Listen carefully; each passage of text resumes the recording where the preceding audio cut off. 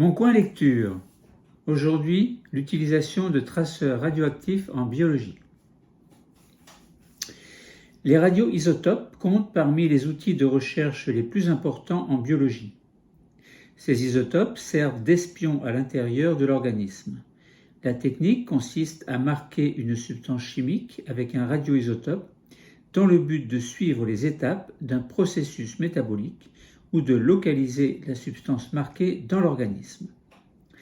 Habituellement, l'organisme ne distingue pas les isotopes radioactifs des isotopes stables d'un même élément. Par conséquent, il assimile et transforme normalement la substance marquée.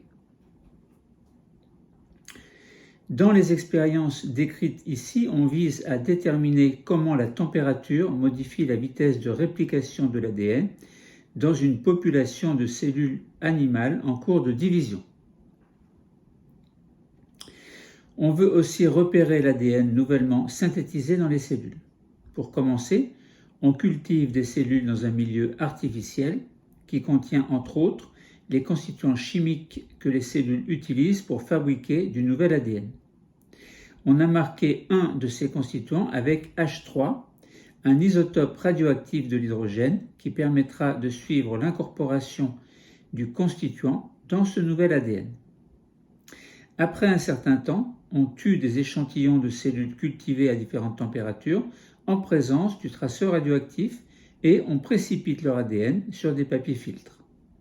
On place ensuite ces papiers dans des flacons renfermant un liquide qui contient du sulfure de zinc, ZnS, ou de l'iodure de sodium, NaI. Ces substances scintillent chaque fois qu'elles sont excitées par les radiations provenant de la désintégration du traceur radioactif dans l'ADN. La fréquence de scintillation, proportionnelle à la quantité de matière radioactive présente, se mesure en coups par minute. Pour faire le comptage, on place les flacons dans un compteur de scintillation. Pour déterminer l'effet de la température sur la vitesse de synthèse de l'ADN, on trace le graphique des deux coordonnées, c'est-à-dire les coups par minute des différents échantillons d'ADN en fonction de la température à laquelle on a cultivé les cellules. On peut également utiliser une technique appelée autoradiographie pour localiser l'ADN, marqué radiographiquement par les cellules. Tout d'abord, on débarrasse les cellules de toute substance radioactive non incorporée à l'ADN. On doit ensuite fixer les cellules, c'est-à-dire les préparer de façon qu'elles ne se détériorent pas. Une fois la fixation effectuée, on place les cellules en coupe fine sur des lames de verre. On les recouvre d'une couche d'émulsion photographique et on les laisse dans l'obscurité pendant quelque temps.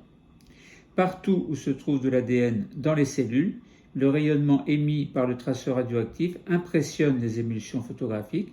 Il s'agit alors de développer les émulsions et d'examiner les lames au microscope. Les grains noirs de l'émulsion impressionnée apparaissent dans le noyau des cellules, le site contenant la majeure partie de l'ADN. Le noyau des cellules est donc marqué radioactivement.